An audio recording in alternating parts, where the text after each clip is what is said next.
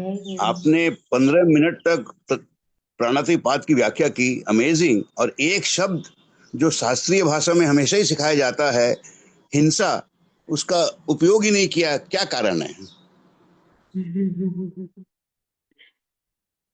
कितनी अद्भुत बात भगवान महावीर स्वामी ने दी। उन्होंने हिंसा को हिंसा नहीं बोल के प्राणातिपात बोला, क्योंकि प्राणातिपात के परिणाम से हिंसा पैदा होती ही है।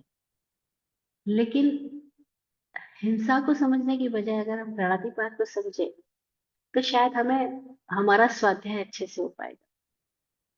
अभी हम आपने प्रश्न किया तो मैं अपने स्तर की बात कर रही हूँ कि अगर हम प्राणातिपात को समझे तो हमें अपना तुरंत अनुभव होगा कि कैसे हमारे प्राणों का अतिपतन हो रहा है, कैसे हमारी प्राण धारा हम, और हम थोड़ा सा सजग को तो हमें पता लगेगा कि हमारी प्राण धारा कब कम हो रही है, कब बढ़ रही है, कब स्वस्थ है, कब विकृत हो रही है। खुद को समझ में आने लगेगा, है ना। तो स्वाध्याय, अगर हम अपनी दृष्टि से बात करें तो स्वाध्याय की दृष्टि से प्राणातिपात शब्द कितना मजेदार है ना। और भगवान महावीर ने भी हिंसा शब्द नहीं बोला, उन्होंने प्राणातिपात शब्द दिया। क्यों? क्योंकि भगवान महावीर तक आते आते हिंसा शब्द भी अपना रूप विकृत कर चुका था। हिंसा का अर्थ भी विकृत हो गया था। कैसे विकृत हो गया था? भगवान के समय तक आते आते जो प्रभु पार्शनाथ ने हिंसा शब्द दिया था, अहिंसा शब्द दिया था, वो इस भांति विकृत हो गया था कि हिंसा का संबंध दूसरे से बन गया। आज भी जब हम हिंसा बात करते हैं तो हमारा संबंध दूसरे से होता है, दूसरे की हिंसा, ऐसा होता है। लेकिन जब हम प्राणाति बात कर रहे हैं तो हम दूसरे की हिंसा की बात ही नहीं कर रहे हैं, हम प्राणों के अतिपात की बात कर रहे हैं। हाँ, शायद मैं अपनी बात आपको ठीक ढंग से पहुंचा पा रही हूँ कि भगवान अच्छा, तो पाश्चात्य मतलब का हिंसा। जब अहिंसा शब्द महावीर की धारा तक आते आते विकृत हो चुका था, अपना अर्थ खराब कर चुका था। हिंसा का अर्थ दूसरे से नहीं था कभी भी, हिंसा का अर्थ भी प्राणातिपात से ही था, अपनी स्थिति से था। लेकिन हिंसा का अर्थ इस भांति विकृत हो गया, आज भी विकृत है। आज भी जब आप हिंसा बोलोगे तो समझ आएगा किसकी हिंसा। हम हिंसा का मतलब ही किसकी, दूसरे की समझ रहे हैं, जबकि हिंसा का संबंध दूसरे से नहीं है, ना ही अहिंसा का संबंध दूसरे से है। भगवान महावीर इतने अद्भुत अद्भुत वैज्ञानिक, अद्भुत ज्ञानी रहे हैं।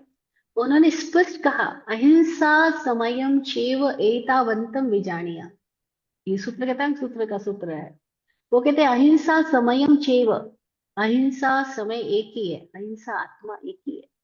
तो आत्मा अहिंसा है और आत्मा से हट जाना हिंसा है, स्वभाव से हट जाना हिंसा।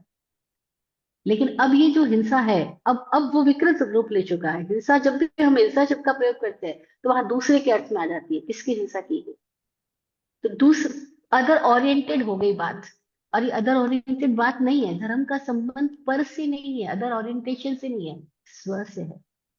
तो इसलिए भगवान महावीर ने ये शब्द दिया, प्राणातिपात कर्म, प्राणाई वायो पैरमणम।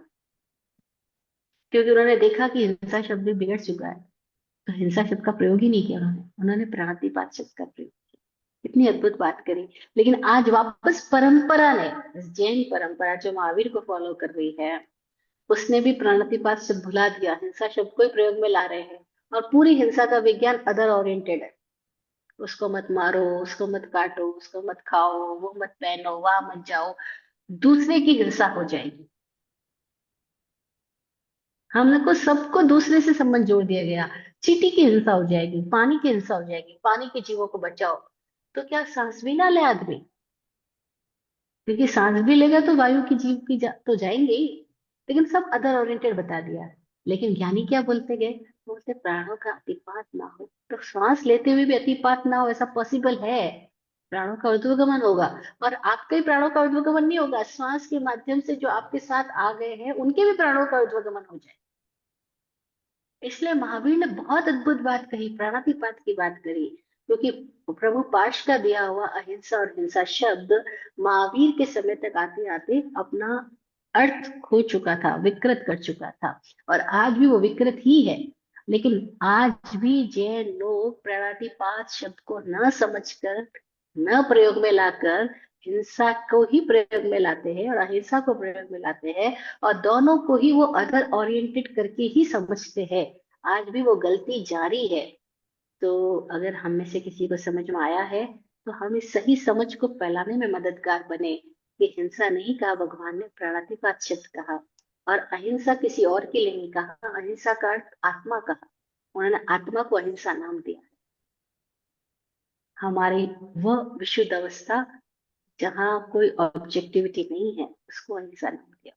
जहाँ कोई दो नहीं, क्योंकि हिंसा करने के लिए दो या दो से अधिक का होना जरूरी है। तो एक ऐसी स्थिति भी है जहां कोई दो बचता ही नहीं, द्वैत बचता ही नहीं, अद्वैत अवस्था का नाम अहिंसा दिया भगवान। जी। बहुत बढ़िया, पहले कभी नहीं सुना, धन्यवाद। धन्यवाद। ये ज्ञान मुझे पूज्य विराट गुरु जी ने दिया, उनका धन्यवाद।